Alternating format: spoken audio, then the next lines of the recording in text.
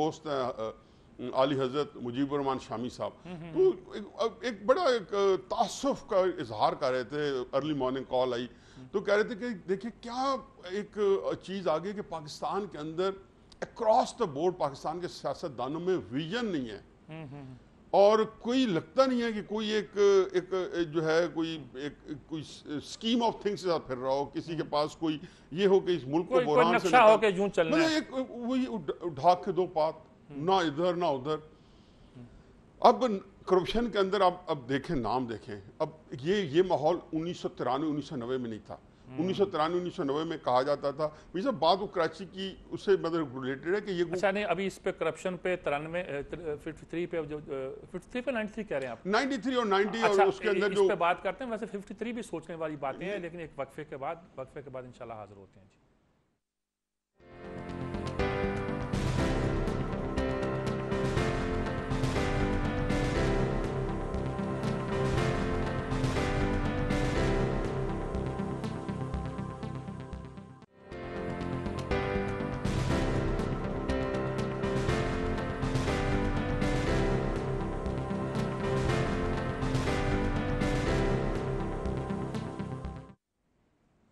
जी नाज़रीन कराम, बात कर रहे थे फिजुल्लाह न्याज़ी साहब के साथ। वो 93 का आप तज़किरा कर रहे थे कि मैं ये कह रहा हूँ जी कि पहले एक थोड़ा सा हद फासिल बनाने की कोशिश की गई थी कि एक बड़ी बुराई है, एक छोटी बुराई है, और बताया जाता था कि जी भुट्टो साहब के अफरीद के मुकाबले में अगर हम ये राइटिस्ट को, फौजियों का ये ख्याल था कि राइटिस्ट को हम इकट्ठा कर लें और जो भी है चूचू का मुरब्बा बना के उसकी क़यादत किसी को सुपुर्द कर दी जाए, तो हो सकता है कि हम असल में भुट्टो के माखज से जो चीज़ें एमिट हो रही थी, या जिसका आपने जिक्र किया है कि 50 से और 60 से जो बुराइयाँ जो हैं वो नई सूरत में और नई किस्म के साथ आ रही थी। लेकिन अब आप ये देखें कि अजीब इत्तेफाक हुआ है कि अब सियासतदान बहसियत मजमूई जो है वो डिस्क्रेडिट हो चुके हैं। कल मैं एक जगह देखें, अब जरदारी और नवाज शरीफ ऐसे जैसे नहीं, लंबा तलंगा, गोरा चिट्टा, काला स्याह, एक लफ्ज एक ही है, उसकी इंटेंसिटी बयान करने के लिए आप कहते हो कि यह सियासतदान, मतलब है करप्शन का माखज। जरदारी शरीफ यानी जो करप्शन का कराची के हालात के बारे में पूछ रहा था। मैं ये कह रहा हूँ कि जी ये जो सारे काम किए इन्होंने और इसके ऊपर सारा इनका एक हुआ है, ये उसका ये आउटकम है कि असल जो इशू है वो अब चल गया बैक शेल्फ में। हमारा इशू यह है कि कराची में अमन अमान, आप देखें कि पाकिस्तान जो शदीद जो है एनर्जी बहरान का शिकार है, पानी, बिजली, गैस। पाकिस्तान जो शदीद एक मॉरल जो है बैंक्रप्सी का शिकार है करप्शन के अंदर। वो किए हैं कि रेलवे का 100 करोड़ रुपए का खसारा नया हमारे सर पे आ गया और रेलवे पूरी की पूरी रोज़ाना खबर आ रही है कि आज बंद हुई या कल बंद हुई। पाकिस्तान के अंदर आपके सूबे जो हैं दिवालिया हुए पड़े हैं, उनके पास कोई फंड्स नहीं है और चीफ मिनिस्टर भागे फिर रहे हैं। तो आप हल क्या कर रहे हैं कि कराची का, मुझे बताएं, ये एडमिनिस्ट्रेटिव प्रॉब्लम भी कभी किसी मुल्कों की सालमियत के लिए, कभी आपने कमिश्नरी निज़ाम लाए हैं, कभी बल्दियाती, असल वो 3 पार्टियां थी के जिम्मेदार हैं, लेकिन ये तो सिंध में एक अजीब केओस की सूरत हाल है। 20 दिन में आपने 3 बार एडमिनिस्ट्रेशन बदली है। मुझे इससे अंदाजा लगा है कि इस मुल्क को, इस मुल्क के इदारों को, इस मुल्क की जो कवानीन को, वो क्या है, वो कहते हैं कि हलवाई की दुकान और नाना जी की फाता खानी। मतलब आप लोगों की जाती ये जो है जिसको कहना चाहिए कि वो कहते थे ना कि 5 उंगलियां खाने के लिए एक हैं और लड़ने के लिए अलग-अलग हैं। तो ये जब खाने के लिए इन वसाइल के ऊपर जब बांट रहे हैं, बंदा बांट कर रहे हैं, तो ये नहीं समझते कि इसकी ओनरशिप 18 करोड़ लोगों के पास है।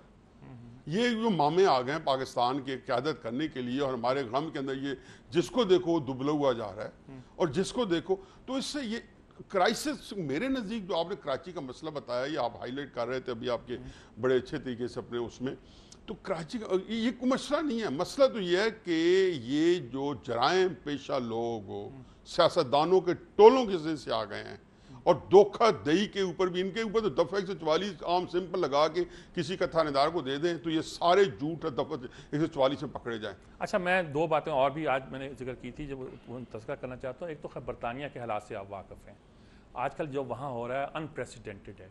क्या नजर आ रहा है कि कुछ चेंज आ रही है सर यूरोप? एक मैं तो कायल हूँ, अल्लाह ताला का एक लफ्ज़ है अंग्रेज़ी का ही, उर्दू में शायद पता नहीं उर्दू का अच्छा लफ्ज़ है या अंग्रेज़ी का। उर्दू में कहते हैं मकाफात अमल, अंग्रेज़ी में कहते हैं रेट्रीब्यूशन। तो मैं तो ये कहता हूँ चाहे अमरीकी सील अल्लाह मियाँ को प्यारे हो गए हैं या गारत हो गए हैं, या वो बरतानिया के अंदर जो कुछ हो रहा है ये तवक्को नहीं कर सकते थे। उनके पास क्लू नहीं है कि how to handle the situation. जैसे आप कह रहे थे कि अभी तो ये तय नहीं हुआ कि इनके साथ हैंडल कैसे किया जाए। इन्होंने कहा जी कि वो हार्ड कोर क्रिमिनल्स जो हैं वो अनलीश हो गए, वो बाहर निकल आए हैं, वो ये कार्रवाई कर रहे हैं। वो जो हमारे, लेकिन वो कह रहे हैं, हमारे कह रहे हैं हमें ये जूते आज तक पहनने को मिले नहीं थे। और लूटा क्या? वो फुट लॉकर्स का स्टोर जिसमें से जो है जिसको कहना चाहिए 200 300 से 500 पाउंड्स के जो जॉगर्स पड़े हुए थे, स्नीकर्स पड़े हुए थे, जो हस्से से देखते थे कि मीर साहब जो हैं वो जाके शांजा पे या वो जो है, आप नाम ले रहे हैं, मैंने सुने ही नहीं, सिर्फ पढ़े हैं। तो वो जाके पहन के फिर उन्होंने कहा ये हमारा भी हक बनता है। उन्होंने कुछ पहन लिए, फिक्रे आए हैं ये उन्होंने तो मुझे बताएं कि जूते लूटने वाले बंदे क्रिमिनल हो सकते हैं। मैं ये नहीं एंडोर्स नहीं कर रहा हूँ, लेकिन मैं ये कह रहा हूँ कि उन्होंने बेचारों ने, मुझे ये याद लग रहा है कि जैसे 85 के अंदर हमारे नवाज शरीफ साहब आए होंगे या 88 में जरदारी साहब आए होंगे, और बेचारों ने जिस तरीके से अपने वसाइल को बढ़ाया होगा, तो इसी तरीके से वो नए नए आए हैं।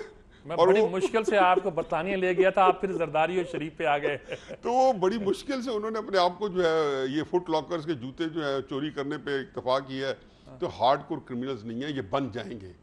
और इसका ये है कि वहाँ पे इस तरह के मौजूद है चीज़ जैसे हार्डकोर क्रिमिनल बन सकते हैं। लेकिन जिस तरीके से चलिए, और उन्होंने ये देखा है कि मुल्क में क्योस क्रिएट किया जाए। मैं नहीं समझता हूँ जो कल जो पाकिस्तानी बेचारे जो शहीद हुए हैं या मस्जिद से निकले हैं, और अल्लाह ताला उनको मग़फ़िरत फरमाए, तो वो जो है ये उनको निशाना किया हो गया। मेरा ख्याल में कि वो एक मुल्क के अंदर हर तरह की कत्ल गारत, जलाओ घराओ करके, और वो सोसाइटी जो इंतहाई महज़ब है, इससे ज्यादा तो एनलाइटन नहीं हो सकती ना, तो सिविक सेंस इससे ज्यादा तो क्रिएट नहीं की जा सकती ना। जहां हम भी टिश्यू पेपर लेके हाथ में मुट्ठी में 2-2 दिन बंद रखते हैं कि कहीं पे कोई डस्टबिन आएगा तो उसमें फेंकेंगे, वो माहौल ही ऐसा है कि वहाँ थूक नहीं सकते। अच्छा, तीसरा मैं आपको और आपका पसंदीदा मौजू अमेरिका के साथ हमारा क्या चल रहा है आजकल।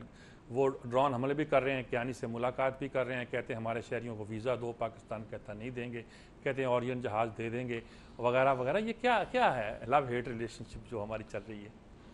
आपका पसंदीदा मौजू से मैंने कहा ये साहब, अब इस मौजू के ऊपर तो घंटों ये है कि जो मेरा अपना ख्याल है कि अमेरिका को खुद नहीं पता कि पाकिस्तान को कितना इस्तेमाल किया जाए।